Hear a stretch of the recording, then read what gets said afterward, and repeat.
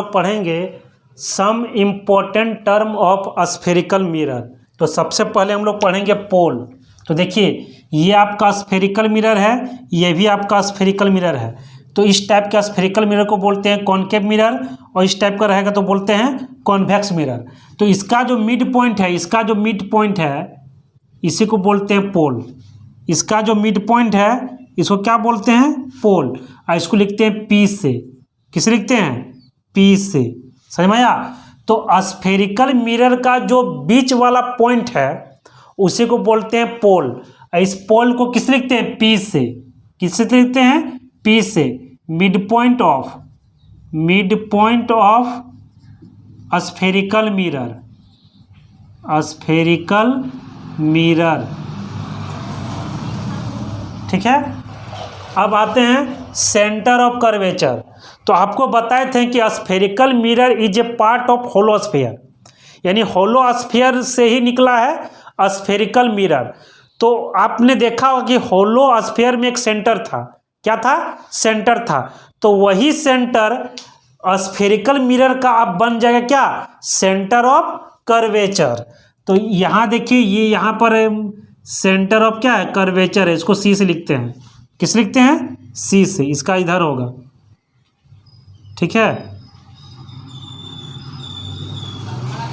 यानी ये जो सेंटर ऑफ कर्वेचर है ना, is a part of hollow sphere, it is not a part of spherical mirror.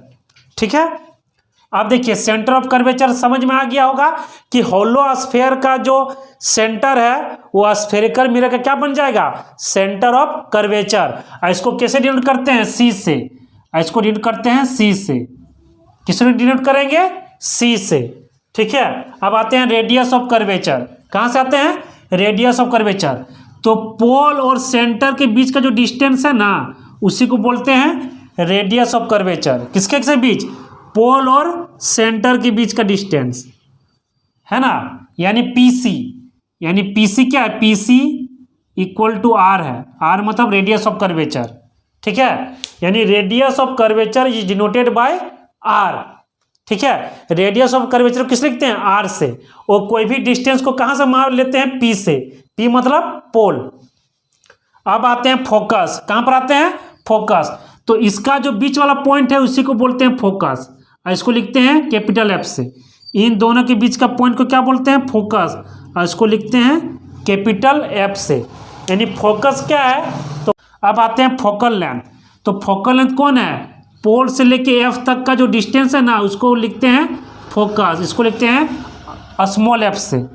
पोल और फोकस के बीच का डिस्टेंस को बोलते हैं फोकल लेंथ। और इसको लिखते हैं किससे? स्मॉल एफ से। यानी पी एफ तुम्हारा क्या है? स्मॉल एफ है। ठीक है। अब आते हैं प्रिंसिपल एक्सिस। कहाँ पर आते हैं? Principal axis. तो ऐसा वैसा इमेजिनरी लाइन जो सेंटर ऑफ कर्वेचर और पोल से पास करे उसी को बोलते हैं क्या? Principal axis. यानी इमेजिनरी लाइन। ये क्या है? इमेजिनरी लाइन है। ठीक है। तो हम लोग ने अभी पढ़ लिया पोल। पोल को किसे डिनोट करते हैं? पी से। ये स्फेरिकल मिरर का बीच वाला पॉइंट होता है। सेंटर ऑफ कर्वेचर इसको डिनोट करते किससे करते हैं? सी से। रेडियस ऑफ कर्वेचर पी से लेके सी तक का बीच का जो डिस्टेंस है ना उसको बोलते हैं रेडियस ऑफ कर्वेचर, और उसको लिखते हैं आर से। फोकस, तो पी और सी के बीच का जो पॉइंट है उसको बोलते हैं फोकस। और इसको लिखते हैं किससे? इसको लिखते हैं आपका कैपिटल एफ से। किसे लिखते हैं? कैपिटल एफ से। ठीक है।